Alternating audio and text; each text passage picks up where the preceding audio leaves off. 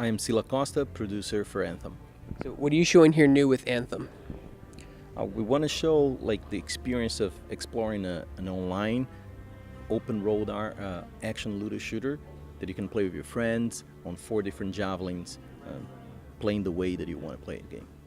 Can you talk about what you have learned from past BioWare games, Dragon Age, Mass Effect, that you've applied to this formula for Anthem?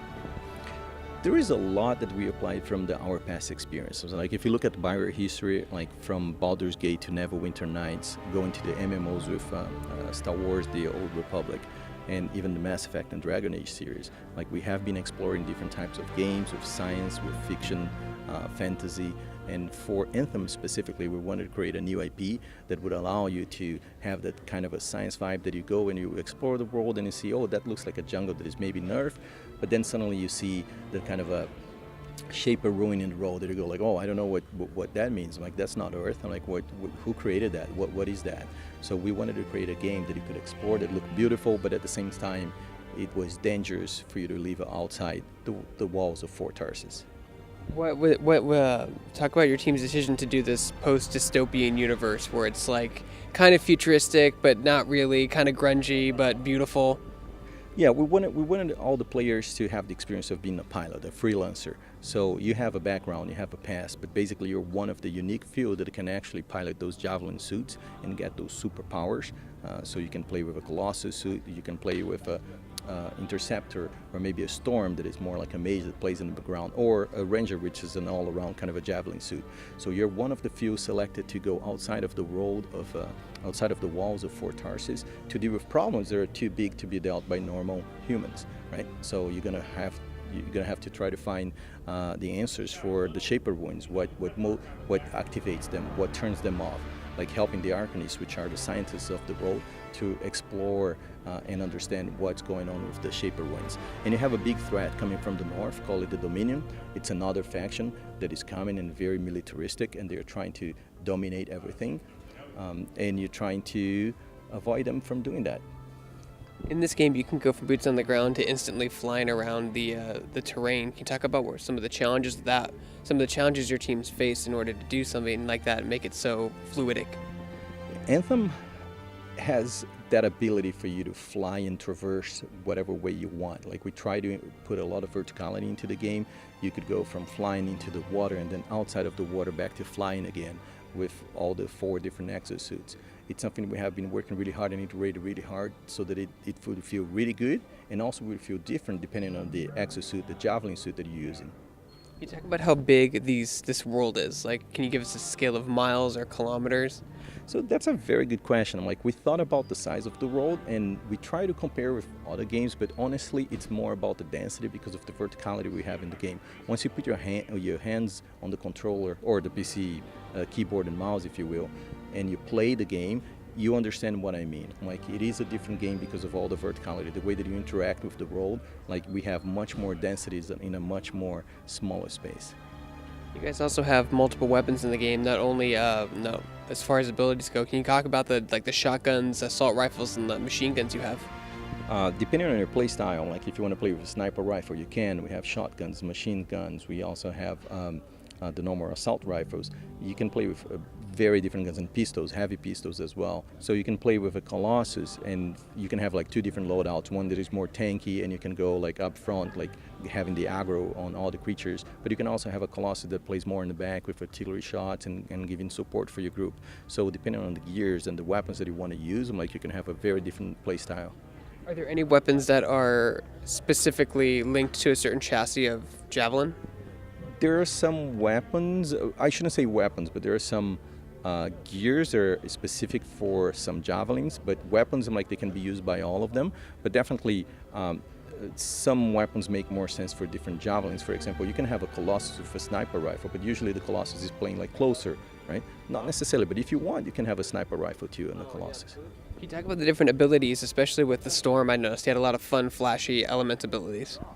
Well, the Storm is kind of like a mage. Like he can hover in the background and he can give a lot of support for the enemies, and like he does a lot of elemental damage like lightning, and he can do like a wind wall, for example, to protect his group.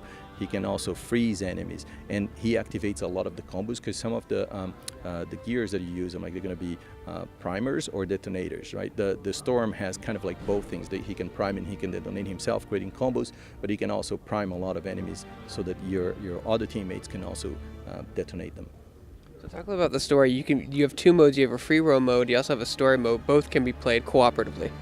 Yes, both can be played cooperatively. What we say is that it is our world, your story. So when you are inside Fort Tarsus, it is your story, and you can play at the pace that you want, and you can talk to many different NPCs and characters, and evolve the story at your own pace. Once you go into an expedition, let's say Lost Arcanist, you go into that expedition, you can play by yourself if you want, but you can play also with your friends or friends of friends or even random people. So when you advance into an expedition, you're advancing your story, and everybody else is also advancing their story. But when you're back in Fort Tarsus, you choose which part of the story you want to see next. So talk about how you can visually customize not only your weapons, but your armor and aesthetics purely for a visual standpoint, from a visual standpoint. That's something that we've worked for a long time. Like, we wanted to make sure that the Javelin suits could be personalized a lot. So we give you a lot of ability to change the materials of your exosuit. You can also change the color. You can change the vinyls. You can apply vinyls to them. You can also have different animations for victory animations for your exosuit. You can have different pieces that you can put a different helmet or a different shoulder pad or different parts of the leg. So we give you the ability to explore your creativity and show it off to your friends. So you guys have loot drops from anywhere. What is the main purpose of tackling the hardest content? Okay, so every time that you play an expedition, you're going to have loot drops. The higher difficulty that you have for the mission, the better the rewards that you get. And as you level up your pilot, you can go from level 1 all the way to level 30. Once you get to level 30 and you're playing an expedition, you're going to get better rewards that are compatible with your pilot level. So even if, let's say, I have been playing for many weeks and you're just joining the game, I can just go and play with you and help you to go through the story, but I'm still going to get meaningful reward for me because the rewards are meaningful to my pilot level. You guys have announced 4 Javelins at launch. Are you working on future Javelin loadouts? That's definitely a must-have for the life plan.